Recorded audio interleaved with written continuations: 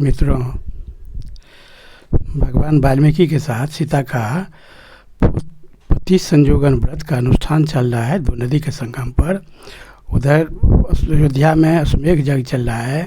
पूरे पृथ्वी से घोड़ा जगह का घूम कर आ गया। अयोध्या की सीमा में आने के बाद दो बालक ने पकड़ लिया। वहाँ लड़ाई शुरू हुई। उसमें अयोध्या का सारा सेना परास्त हो गया। शत्रुघ्न जी, लक्ष्मण जी सभी लोग परास्त होकर के मूर्छित हो गए। उसके बाद भगवान राम को खबर गया तो भरत, सुग्रीव और महाबली हनुमान ये तीनों को भेजे। ये तीनों आए। हनुमान जी प्रभु राम के अनन्य भक्त हैं। उन्होंने उन बालकों को देख करके ही पहचान लिया कि लगता है जैसे प्रभु श्री राम बाल रूप में आ गए हैं। तब उन्होंने अपने आंतरिक शक्ति से, आध्यात्म बल से प्रभु राम का स्मरण करके चिंतन किए कि यदि मैं राम का परम सेवक हूँ तो इस बालकों का, माता पिता का मुझे दर्शन हो। ये कहते ही हनुमान जी का ध्यान करते ही माता सीता, प्रभु श्री राम दोनों बालकों के पास आकर के जैसे खड़े हो गए। हनुमान जी को प्रत्यक्ष दर्शन हुआ कि ये तो राम सीता के बालक हैं। हनुमान जी समझ गए। तब हनुमान जी तो युद्ध नहीं कर सकते थे, वो तो प्रभु का लीला समझ करके चुपचाप तमाशा देख रहे थे। उसके बाद भरत जी बहुत कोशिश किए कि तुम लोग बहुत बच्चे हो, छोटा छोटा बच्चे हो, तुम लोग घोड़ा को लौटा दो, हम कुछ नहीं करेंगे और सारा अपराध क्षमा कर देंगे। कि ये लोग कुछ सुनने के लिए जब तैयार नहीं हुए तो भरत जी कहे अंत में विवश होकर के, देखो तुम लोगों पर में मुझे अभी भी अस्त्र उठाने का साहस नहीं हो रहा है और तुम लोग मान नहीं रहे हो। तो जहाँ की कहे कि साहस नहीं हो रहा है तो उस पर मैं कोस बहुत बड़ा बुरी तरह भरत जी को कह दिए बात कि अगर साहस नहीं हो रहा है अस्त्र उठाने का तो पराजय स्वीकार कर लेना ही अच्छा है। पराजय स्वीकार कर लीजिए, लौट जाइए। तो भरत जी इस पर में गुस्सा है कि रघुकुल के गाथा में पराजय शब्द है ही नहीं। तो उस पर उन्होंने बड़ा ज़्यादा कमेंट किया कि आप कह रहे हैं कि रघुकुल के गाथा में पराजय शब्द नहीं है, तो शत्रुघ्न जी या लक्ष्मण जी रघुकुल के हैं कि नहीं हैं। भरत जी अवाक हो गए।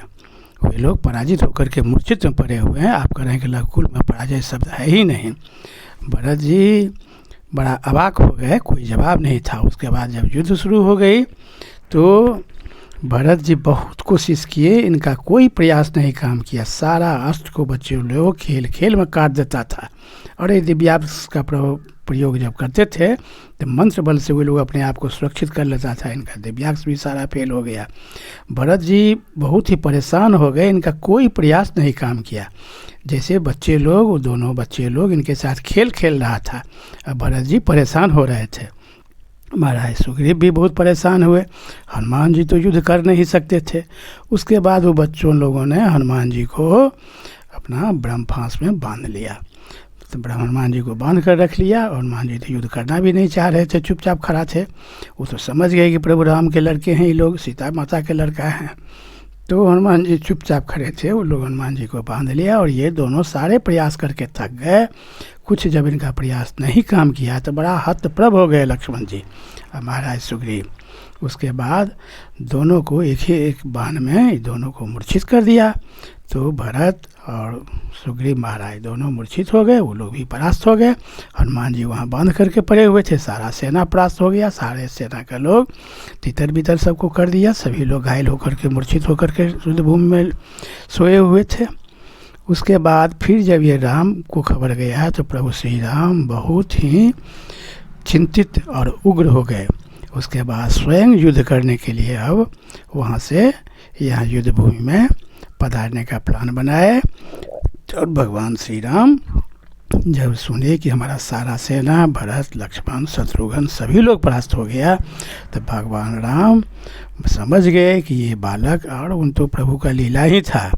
व्यावहारिक रूप से मनुष्य के लीला के रूप में उन्होंने कहे कि ये बालक जो कोई भी है परम शक्तिशाली है। अब इस सबसे निपटना कोई साधारण बात नहीं है। मैं स्वयं जाता हूँ।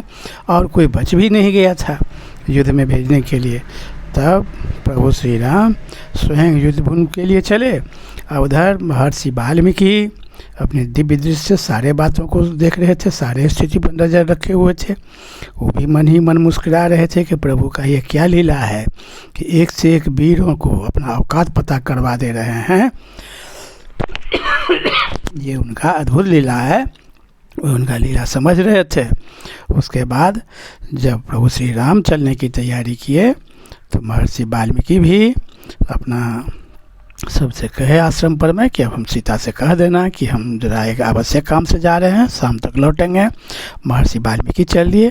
इधर लव जा कर के खाना ले आया था।